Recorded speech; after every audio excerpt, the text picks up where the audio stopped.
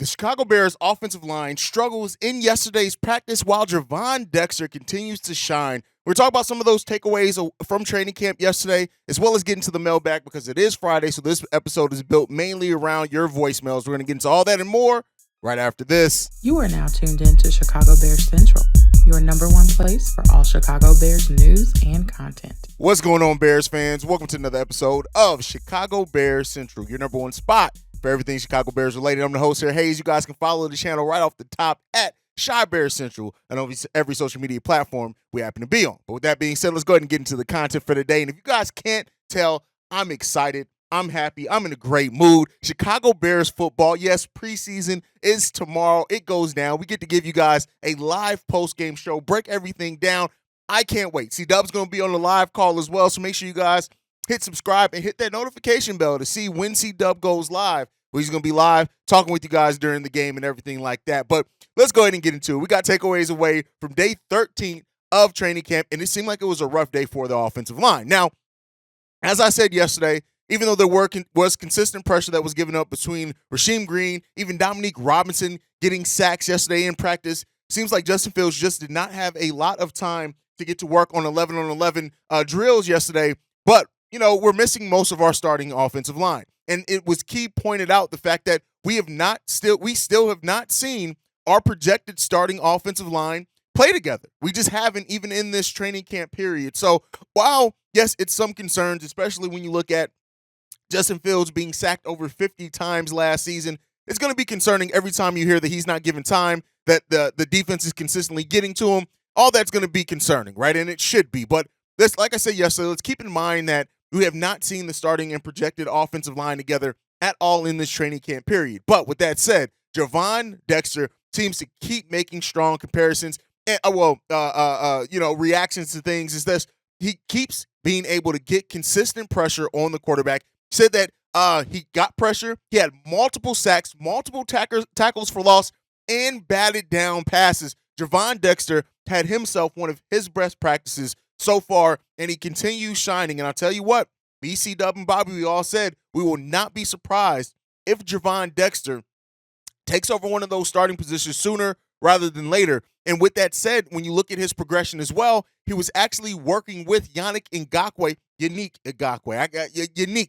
I gotta get Yannick out of my brain, right? Unique Ngakoue was going through some techniques with Javon Dexter as well, and he had already mentioned Javon Dexter that he wanted to sit down and kind of get a chance to pick Unique's brain. Well, now it seems like that happening. He was sitting there working with him after practice. There's a picture of it going around of him working on technique with him, and that is what Unique Ngakoue brings to this team. On top of his ability to get to the quarterback, he brings in some of that veteran leadership that we need that can help guide these young players that are going to absolutely be parts of the Bears' future. So I love to see him, Unique, already taking young players under his wing. I'm not mad at that at all. It also seems like Andrew Billings, in what I've seen, saying that he could be one of the most underrated signings by the Chicago Bears. Greg Braggs had this to say: mostly run plays, first play blown up by Andrew Billings. Only throw by Justin Fields in this session was a quick out to the left side by DJ Moore that Jalen Johnson jumped the route on and nearly intercepted. It was incomplete. Also looks like Khalil Herbert got blown up by Andrew Billings a couple of times as well. So again, one of the things that has continued to be a sore spot is Khalil Herbert's pass block, right? And so, does that mean that it gives Dante Foreman, who has reportedly done pretty good in that area, a chance to jump him in that lineup? It could, right? But we still think Khalil Herbert's on pace to get that. Noah Sewell getting time to shine as well. He got a blitz in there that got to Justin Fields, and Justin Fields still completed the pass, but he got pressure there. It seems like Noah Sewell has been making the most out of his opportunities to play with that starting defense with Jack Sanborn being out, and that's what you want to see as well there. So, P.J. Walker also reportedly had a big day as well. We're not really expecting much from him. Seems like the Bears are also expecting Nate Davis to be back really soon. Luke Getsy saying this: we're hopeful to get Nate back soon. So, Matt Eberflus hasn't really elaborated too much on injuries or things like that thus far. So, it is what it is. The offensive line has not gotten really much time to really, gel together. That continuity that Matt Eberflus has talked about, he wanted that starting lineup to get. We just haven't had time to get it yet. So while there is some definitely concerning signs as far as the offensive line and the pressure they're allowing on Justin Fields in training camp so far, let's not allow it to worry us too much quite yet, just with the fact that we haven't really seen that starting offensive line yet. But again, there is still signs for some reasons for concern there as well. Hey, I don't know if you guys saw it or not. Kendall Vidor had a tweet saying business is business. I think Kendall Vidor is on his way out there sooner rather than later as well. But let's go ahead and get into the voicemails. It's Friday. That means this episode is mainly built around you guys. We're going to go ahead and play this first voicemail now. This one's from John Johnson. What's up, guys? How y'all doing? It's your boy John Johnson, repping South Carolina. Bears fan down here. Hey, I just want to say the way the defense is shaping up, I think we're looking at a pretty, really nice season. For the fact that you picked up Unique Ngakwe, I think it's going to be a real plus on Travis Gibson. I'm looking for his sacks to really go up this year. And the reason why I'm saying that, because just like how y'all been saying, how everybody else been saying, Travis Gibson getting double teamed so much last year. And if we get that attention off him, I really believe he's going to feast. He's going to have a good season. I'm looking for him to be knocking out a lot of quarterbacks. I love how you do that back thing, so I want to see that back swinging a lot this year. You know, bam, bam off Flintstone, that's all we're going to see. Bam, bam. All right. So great voicemail here from John Johnson. Unique Ngakwe can help all the young players. Now, I don't know how much he's going to help Travis Gibson. It seems like Travis Gibson's at the bottom of that depth chart. That does not mean that the Bears are completely out on him yet. It does not mean he's not going to get opportunities to maybe move up in training camp, in preseason with his play. The story isn't written on Travis Gibson yet, but I do like to see that we're seeing Unique take Javon Dexter under his wing, right? I would even like to see him, as much as Noah Sewell is going to be used in blitz as well, take him under your wing, right? Take as many people under your wing, especially these young players that are part of the Bears' future, as much as we can. Let's get the most out of Unique in this one season. Maybe he's there longer, right? I think with Unique doing the right things, right? With him coming in, taking the young players under his wing, practicing correctly, showing and proving that he can be a big part of this Chicago Bears defense, that I do think that the Bears may look to keep him around more longer term than what we initially thought. But he's going to have to earn that. And I think he can. I think he can earn that. And regardless, whoever it is, I hope he takes every young player that is willing to listen, that pulls him to the side, that asks for technique, asks for help, asks for suggestions, and he gives that to them. Whether it's Travis, whether it's Javon Dexter, whether it's Zach Pickens, no matter who it is, right? They can learn a lot from Unique Ngakwe. Yes, he has his own problems in the run game, but that does not mean that they can't learn some of the technique, especially when you look at Unique having one of the best get-offs on the team, and Javon, that being an area that we've heard Javon Dexter needing help with. So, definitely, I definitely, think that could be something that, helps improve and maybe jump starts the development of these young players that we hope to see on a Bears uniform for a long time. All right, let's get into this next one. This one's from Fade to Black. Yo, what's up? It's your boy, Fade to Black. Listen, I was in Cali when you guys broke the news with your emergency broadcast, man, about us picking up Yannick. I predicted that the Bears will average 24 points. You know what? We will at least average 24 points because of the field position that we're going to end up in majority of the season because of this pass rush. Our defense is so far improved.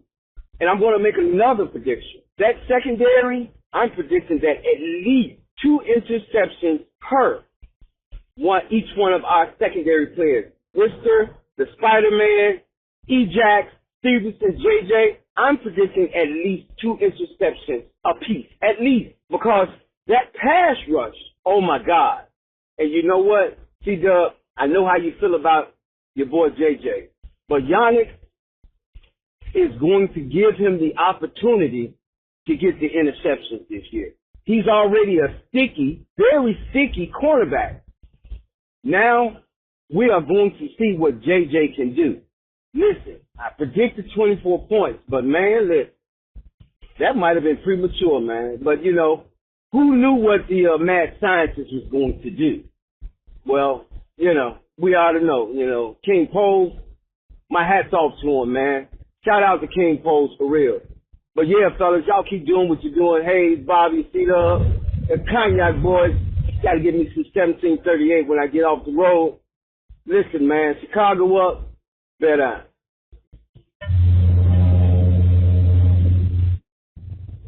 All right, great voicemail here. Here's what I'll say. If the Bears averaged 24 points per game last season, that would have had them good enough for, let's see the exact number here. That would have had them good enough for 8th in the league in scoring, in points per game. So here's what I'll say.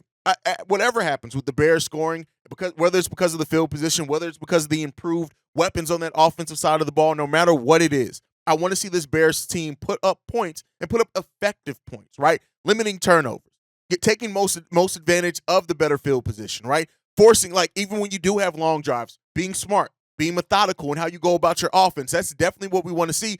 And don't get me wrong, the improved pass rush is definitely going to help the offense get in better position. It just is. Now, as far as average of 2 interceptions by the members of our secondary, that would make us Legion of Boom 2.0. That really is what we would be on path to being at that point if that does happen. And I'm not somebody who I'm more worried about what's the completion percentage, right? The interceptions are great. Getting turnovers is great. That also helps with field position. And it seems like in Tyreek Stevenson and what we've heard from Kyler Gordon now, focusing on just playing that nickel position, all those things may happen. And I hope that you're right that they happen. I'm not saying that that's necessarily an expectation that I'm setting for this secondary, but if that's what we end up getting out of it, hey, listen, that path to being top 10 offensively and defensively may very well happen. And I hope that it does. All right, let's get into this next voicemail. This one's from Grego. What's up there, Hayes? Of course, my boy Bobby and C-Dub and Steve-O too. But listen up, man. As I do all the time. Oh, by the way, this is your boy Grego. I know it's been a minute since I called. I left a voicemail, but I haven't heard you guys play it yet. But I'm calling in reference to a call I just heard on your broadcast, talking about will the Bears keep. What's the chances the Bears keeping both Mooney and Claypool if they both fall out? I would say he made a good analogy, or I should say a reference to Cincinnati and their big 3 receivers. This is one thing. I believe that if Claypool and Mooney ball out, absolutely going to keep them. I think that where the catch in that situation is going to probably be Jalen Johnson, because if these young boys that they got in camp right now, Stevenson and I think the other guy who's been coming on lately, if they ball out, they may be answering the question about maybe we can do away with Jalen Johnson and maybe pick up another free agent until guys come all up to speed. Or I can envision, depending on how they play this year, that 1-2 quarterback position is banned by both of those guys. So I believe that if Mooney and Claypool ball out, I think both of them is a change. And also, I know everybody's been talking about the chance of the Chicago Bears picking up Marvin Harrison Jr. next year. Here's what I would say about that. I truly believe that would be a wasted pick. And it goes back to that continuity that Justin Fields is developing with his receiving core now. If you bring somebody else, I'm not saying that he might be talented in all those guys, but it's about that connection that Justin Fields is developing with his receiving core right now, as well as Tyler Scott coming up and Dennis Jordan coming back on. I don't see the Bears going for a receiver in the first round. And we all know chance that Marvin Harrison Jr. is the first round, probably the top 3 picks. 4 or 5 picks. If the Bears are picking a receiver in the top 5, whatever their top pick, then they might as well be looking for another quarterback. That's what I think. Because Justin Fields is going to make it with these guys. This is the core. Grego keeping Darnell Mooney and Chase Claypool. Listen, as much as we're hearing, it seems like it's becoming more and more of a likely scenario, because if this wide receiver core does perform, and performs in a way and builds that continuity with Justin Fields, you don't just let that go. Right now, I think temper the expectations on like touchdowns, and maybe each one of them doesn't have like a huge number of yardage, but it's really about the effectiveness of the core overall. And we'll end up seeing. Now, as far as Jalen Johnson being on the hot seat, there's enough reason to think that he is, right? I can't, especially when you have 2 rookies that are already fighting over a starting position. Who's to say how they're going to develop over time, right? And with Ryan Poles being a GM, that it's all about value. That's what it comes down to with Ryan Poles. It's about value. And depending on what Jalen Johnson's going to want to get paid, he's on a really reasonable contract, right? Less than $2 million a year is Jalen Johnson getting paid right now. So he's going to be looking for a considerable raise. The biggest question in that is, does Ryan Poles find the value that he wants at that number and production that Jalen Johnson gives? I'm not as down on Jalen Johnson as some people are. Do not get me wrong. I understand that he definitely has areas that he needs to improve, specifically man-to-man coverage, but as us being a team that is going to use more zone than man-to-man, I want to see how he really, plays in that, especially now having Tyreek Stevenson, Terrell Smith, Kyler Gordon play that nickel, right? How does he grow and develop his game? I'm not ready to write the story on Jalen Johnson yet or call him to be out of there, but you never know. You never know where do things have happened in the NFL. This is the NFL, and Ryan Poles is very smart with his money. Now, as far as Marvin Harrison, a wasted pick, no. You said it in there. He could have a higher talent.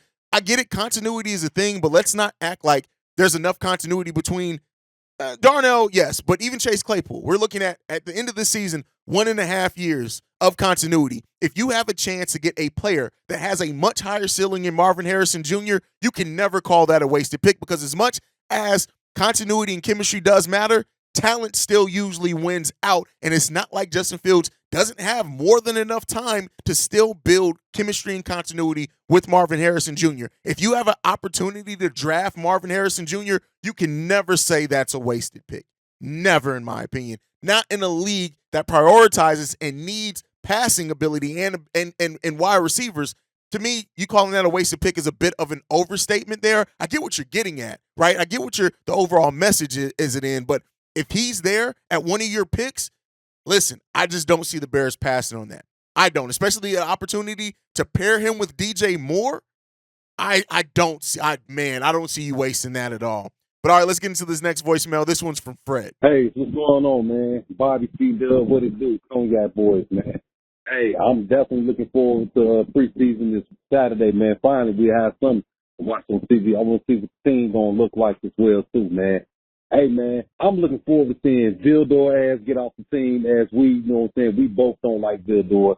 And he's at the bottom. If he at the fucking bottom, his ass got to be gone, right along with Gibson ass, because I've been over Travis Gibson. Gibson doesn't, to me, he doesn't show that he don't show it. You know what I'm saying? He's like a average defensive end that's a depth piece, you know what I'm saying, like everybody said, man. So I'm just looking forward to the season, seeing what he's going to look like, man. And I'm hoping that, I ain't going to lie, man, I'd rather for Jalen Johnson to be off our team. Because Jalen doesn't show me nothing. Everybody trying to convince me that he's a nice corner and all this bullshit. I'm like, man, look, I'm overdue, man. Dude had his chance. He had his opportunity. He didn't take advantage of it. So I'll be glad we get rid of him, man, because he's just taking up space. Let them rookies, you know what I'm saying, ball. Like, fuck it. Honestly, I'll start 2 rookie corners and trade Jalen Johnson, especially if the team offers a second or third round pick for him. And I'm okay with that. So, man, I'm just excited, man. I'm ready. Finally, we'll have a fucking offense, you know what I'm saying, to go with the defense as well. That'll be plus, because in today's NFL, you got to have a team that's balanced. You know what I'm saying? You got to have a team that got a good offense with a good defense. So I'm just looking forward to see what the Bears, you know what I'm saying, going to look like this year, man. And I can't wait to see whoever else, you know what I'm saying, we cut. That boy Tyler Scott, he better get the motherfucking catches together, man, because, dude, you can't be having all this goddamn speed and be getting open, and then when Justin Fields throw you a nice pass and you dropping the damn ball and shit. Because if you supposed to be Mooney's replacement, you better either show, because them 2 first-round picks we got, 9 out of 10, we probably going to draft another wide receiver, because I don't think we signed Mooney back either, because there have been no talk about him getting a contract extension either as well. So, man, let me know what you think. Let me know who's going to be cut. And I'm just looking forward, man. I'm happy I'm ready. I'm going to have that 1738 and the cognac. Chicago up, badass. Vildor must go. That's it. Get Vildor the hell up out of there. Now, you calling Travis Gibson being an average depth piece at best. I know there are a lot of people that share that sentiment. I would like to see what Travis looks like on a defensive line that is more formidable overall, and he can't be double teamed, because I think he's gonna show some things. Now the question is that the Bears are probably going to ask themselves is, what, depending on how much this defensive line improves, who's to say that another depth piece or a player that you can get in next year's draft or whatever else can't give you that equal production? I'm not as out on Travis as some people are. I'm just not. But I do understand that this is his time to show and prove. And with him being at the end of that unofficial depth chart, it seems like the Bears are leaning more towards, hey, maybe again, value with Ryan Poles. that value may not be there. Now, as far as Jalen Johnson, I know I just talked about him. I won't say that he must go, but I do think that this is a season where Jalen Johnson has to show and prove. And I think that from what we've heard about him, his kind of mindset around his contract extension as well, I think that he's going to come in trying regardless because he has to perform. Even if his future is not in a Chicago Bears uniform, he still has to perform to get that next deal. So I still think we're going to get a hell of a season from Jalen Johnson. At least I hope. And I hope overall, kind of like, much like with our wide receiver core, how bringing in DJ Moore kind of just makes all the Darnell Mooney and Chase Claypool kind of fit more into their natural positions. I think having Tyreek Stevenson, Terrell Smith, Kyler Gordon in that nickel is going to help Jalen Johnson kind of excel at the things that he excels at because the other players around him kind of are stronger in the areas that he's weaker in. That's kind of my thought process. You guys can let me know what you think down below. All right, last voicemail for today. This one's from Book. Yo, Hayes, what's up? It's Book, man. Blessings to you and yours. Hey, man, we here, finally, man. Preseason. Looking forward to the game. I want to see all of the players do well or see what they can and can't do and see what they need to work on and what they flourish at. It's going to be a good day, man. Also, I just want to say with Travis Gibson, I know he came up like a little low on the totem pole, but he need to show up and show out, man. If this dude need to have about between 1.5 and 2.5 sacks tomorrow, man, because it ain't looking good for him, man. And I like the kid, man. I like this guy, man. But I mean, you gotta show up, man. And you got other folks that have already come on the team, man, and shown you up, man, showing that they are doing the job a little better than you, man. Now's your chance to prove it, man. I hope he does, man. I like him, man. I would hate to lose him, but I mean, I'm a Bears fan first before I'm a player fan. So got to get the job done, man. But that's all I wanted to say, man. Again, man, have a great weekend. Like always, Chicago up, bear down. Hey, listen, the preseason hype is real around here. If you can't tell, my energy is different. When Bears football is going on, I'm a different person. Like I said before, I love the Bulls with all my heart, but I live and breathe Chicago Bears football. And so the Bears potentially being a winning team this year is going to be it's just going to be crazy. And I don't mean that for the growth of the channel or anything. I mean for my personal enjoyment as a fan of the Chicago Bears.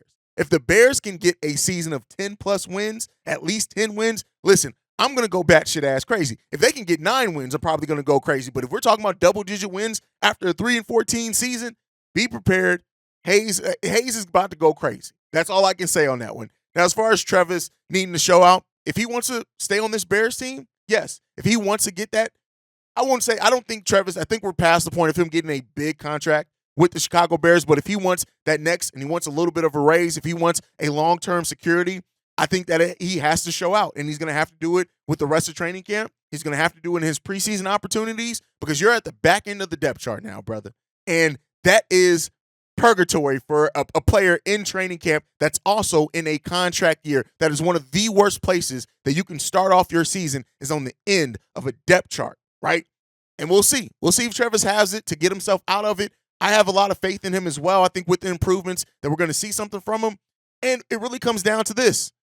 Him, Dominique Robinson. How do the Bears really view these two players? Do they view the upside and probably the better contract control with Dominique Robinson as better value than signing in Travis Gibson to a longer, more money contract? I guess that's what it comes down to. But let me know what you guys think on all that down below. That's my time for today, guys. Thank you so much for tuning in to another episode. Make sure you guys are following the show at Shy Bear Central. You can also send us any feedback, questions, comments, concerns, ChicagoBearCentral@gmail.com. Lastly, if you want to leave a text message and our voicemail for the mailbag episodes going forward, 773-242-9336. We are the #1 spot for everything Chicago Bears related. And like I liked in every episode on Chi-Town Up, Bear Down, especially Saturday. I'll see you guys at game time.